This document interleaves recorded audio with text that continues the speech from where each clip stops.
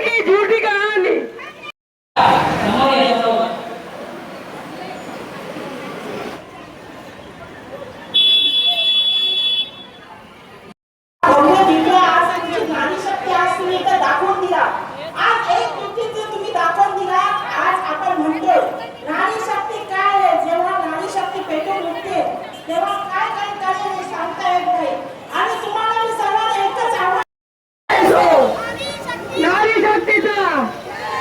नारी शक्तीचा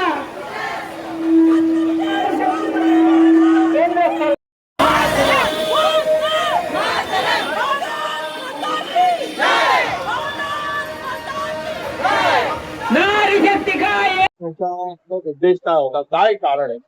आदरणीय पंतप्रधान नरेंद्र मोदी साहेबांच्या नेतृत्वात असलेलं आमचं एनडीए सरकारने नारी शक्ती विधेयक जे काही 2023 ला पास झालेलं ते परत एकदा डिलिमिटेशन आणि या सगळ्या विधेयकांना एकत्र करून देशातल्या माता भगिनींना अजून सक्षम करण्यासाठी त्यांना उद्या विधानसभा आणि लोकसभेमध्ये पण त्यांना नेतृत्व मिळालं पाहिजे या दृष्टिकोनातून हे विधेयक त्यांनी आणलेलं होतं।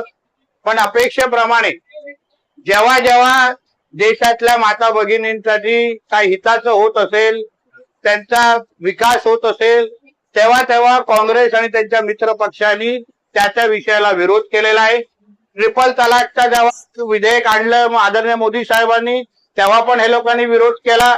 जे राज्यामध्ये आदरणीय देवेंद्र फडणवीस साहेबांच्या नेतृत्वात मुख्यमंत्री लाडली बहीण योजना आणली, त्या योजनेच्या विरोधात हे लोक कोर्टात गेले आणि आता परत एकदा जसं आमच्या आदरणीय मुख्यमंत्र्यांनी सांगितलं की काँग्रेसचा बुरखा फाटलेला आहे आणि त्यांचा खरा चेहरा दिसलेला आहे आणि नारी शक्ती विधेयकाला जे त्यांनी विरोध केला त्याचा निषेध करण्यासाठी आमच्या सिंधुदुर्गच्या महिला मोर्चाच्या अध्यक्षा श्वेता कोरगावकर ताई यांच्या नेतृत्वात हा भव्य असा महिलांचा कुठल्याही पक्षाचा मोर्चा नाही पण महिला माता भगिनींचा सगळ्या माता भगिनींना एकत्र घेऊन हा निषेध मोर्चा निघालेला आहे आणि त्याला समर्थन देण्यासाठी आम्ही सगळेजण इथे उपस्थित आहोत।